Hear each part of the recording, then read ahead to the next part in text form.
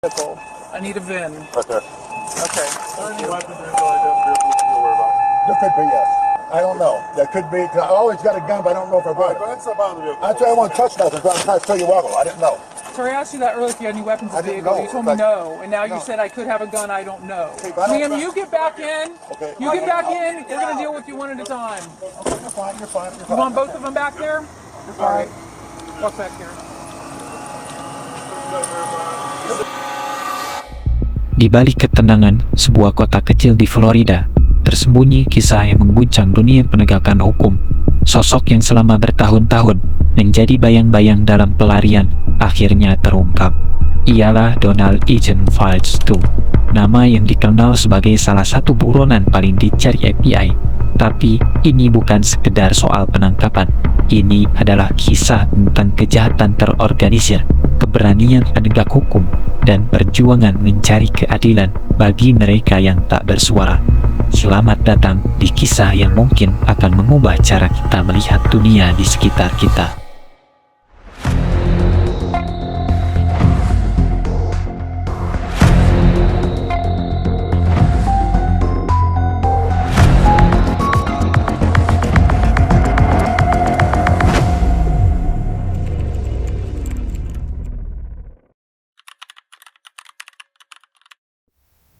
Di negara bagian Missouri, Amerika Serikat, ada sebuah kota kecil yang tenang, rumah-rumah sederhana, halaman luas, dan jalanan yang sepi di sore hari, tempat di mana semua orang saling mengenal. Dari tempat yang tenang itulah, lahir seorang pria bernama Donald Eugene Files. Tentang masa kecilnya, tak banyak yang diketahui, tak ada foto keluarga yang tersisa, tak banyak catatan sekolah, dan tak seorang pun tahu apa yang benar-benar ia pikirkan. Orang-orang yang pernah mengenalnya menyebutnya pendiam, cerdas, tapi sulit ditebak. Ia jarang bicara tentang dirinya, seperti menyimpan rahasia yang tak pernah ia bagikan. Namun, seiring waktu, muncul sisi lain yang perlahan terbentuk. Files mulai terbiasa berbohong, memalsukan tanda tangan, menggunakan identitas palsu, dan menciptakan versi baru dirinya setiap kali ia merasa terpojok.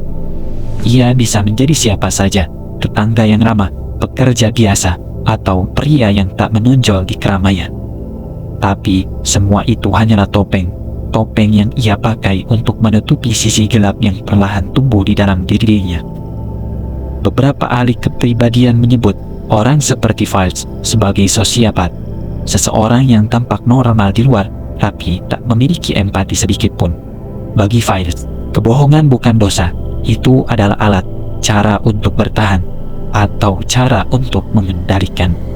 Dan di balik ketenangan itu, sisi gelap itu menunggu waktu yang tepat untuk muncul. Semua berawal dari kebohongan kecil, dan kebohongan itu tumbuh menjadi kehidupan penuh kepalsuan. Donald Eugene Files bukan sekedar penipu biasa, ia adalah seseorang yang memahami cara sistem bekerja dan tahu persis bagaimana cara menipunya. Ia membuat dokumen palsu, mengubah nama, menciptakan identitas baru seperti berganti kulit. Bagi orang-orang di sekitarnya, Files tampak normal, ramah, pendiam, bahkan sopan. Tapi di balik senyum tenang itu, ada sesuatu yang jauh lebih berbahaya. Ia mulai memanipulasi orang satu persatu. Ia tahu kata-kata yang tepat untuk membuat seseorang percaya dan tahu kapan harus menunjukkan perhatian palsu. Awalnya, kebohongan itu hanya untuk keuntungan kecil, tapi perlahan ia mulai menggunakannya untuk sesuatu yang jauh lebih gelap. Ia menemukan celah di antara kepercayaan dan ketakutan. Ia belajar bahwa rasa percaya bisa dijadikan senjata. Dan di titik itu, kebohongan tidak lagi sekedar pelarian. Ia menjadi alat untuk menguasai. Bagi Donald Eugene Files, manipulasi bukan sekedar cara bertahan hidup, tapi cara untuk mengendalikan dunia di sekitarnya. Dan dari situlah, kegelapan yang sebenarnya mulai muncul.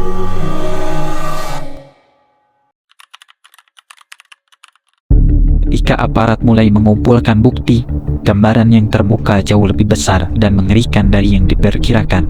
Donut Agent Files 2 tidak bertindak sendirian. Ia menjadi bagian dari jaringan luas yang terorganisir, sebuah jaringan yang memanfaatkan kerentanan anak-anak untuk keuntungan gelap. Menurut dakwaan yang diajukan di pengadilan, antara tahun 2013 hingga 2017, Files diduga merekrut anak di bawah umur untuk melakukan komersial sex arts atau praktik eksploitasi seksual komersial. Ia menggunakan berbagai cara untuk mengendalikan korban, bujuk rayu, hadiah, bahkan ancaman.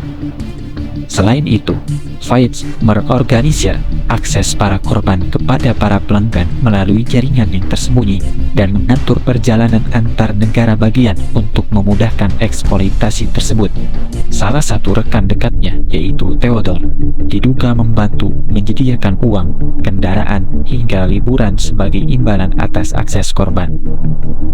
Dalam proses penyidikan, muncul pula bukti bahwa Files berusaha mempengaruhi saksi untuk tidak memberikan kesaksian yang memberatkannya, sebuah upaya yang disebut witness tampering. Selain dakwaan federal perdagangan seksual anak, Files menghadapi 15 dakwaan terkait pelecehan, perkosaan, molestasi, dan gangguan saksi di Missouri. Namun, meski bukti semakin kuat, semua tuduhan itu masih harus dibuktikan di pengadilan. Sistem hukum Amerika Serikat menjunjung tinggi prinsip, yaitu seseorang dianggap tidak bersalah sampai terbukti sebaliknya. Kasus ini memperlihatkan betapa rumit dan sulitnya mengungkap kejahatan perdagangan anak, terutama ketika para korban takut bersuara dan pelaku menggunakan segala cara untuk melindungi diri. Tapi bagi para penegak hukum, ini bukan sekedar pekerjaan, ini adalah misi untuk memastikan keadilan ditegakkan dan suara korban didengar.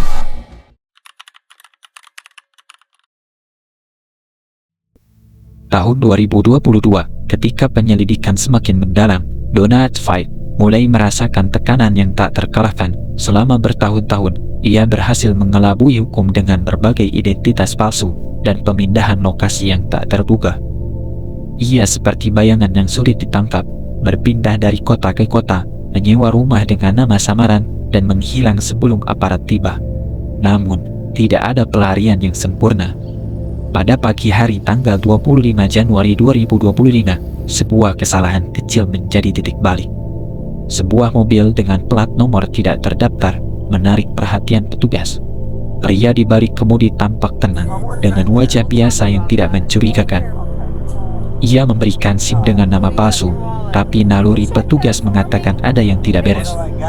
Setelah pemeriksaan mendalam, identitas aslinya terungkap, yaitu Donut Agent Files, buronan paling dicari selama hampir 3 tahun.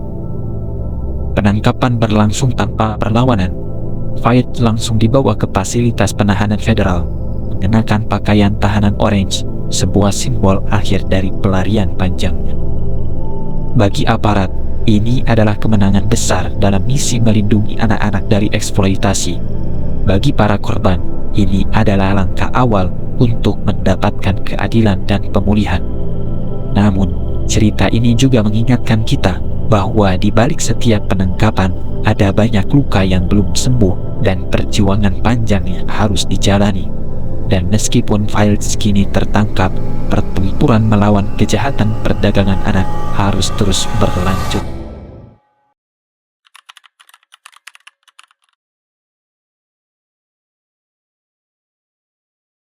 Kasus Donut Agent Files bukan hanya tentang seorang pelaku kejahatan. Ini adalah cermin dari masalah besar yang masih menghantui masyarakat kita. Perdagangan anak dan eksploitasi seksual bukan cerita yang mudah didengar, tapi kita harus berani melihatnya agar bisa bertindak. Korban-korban Files dan jutaan lainnya adalah anak-anak yang kehilangan masa kecil mereka. Luka yang mereka derita tidak hanya fisik, tapi juga mental dan emosional. Dari kasus ini, kita belajar bahwa pencegahan adalah kunci. Pendidikan tentang bahaya grooming dan tanda-tanda bahaya harus dimulai sejak dini, di rumah, sekolah, dan komunitas. Masyarakat juga punya peran besar. Informasi, laporan, dan kewaspadaan warga biasa sering menjadi kunci untuk membuka jaringan gelap seperti yang diungkap dalam kasus ini. Kolaborasi antar lembaga, mulai dari kepolisian, FBI, hingga organisasi sosial dan advokasi, harus berjalan selaras. Tanpa sinergi, kejahatan ini sulit diungkap. Terakhir, perlindungan dan pendampingan korban harus jadi prioritas utama. Mereka membutuhkan dukungan psikologis, hukum, dan keamanan agar berani bersuara dan pulih. Sistem peradilan pun harus menjaga keseimbangan, memastikan proses hukum berjalan adil tanpa mengabaikan kepentingan korban. Kasus ini adalah pengingat keras bahwa kejahatan terhadap anak bisa terjadi di balik wajah-wajah biasa sehari-hari. Keadilan mungkin butuh waktu, tapi tidak ada kata terlambat untuk bertindak.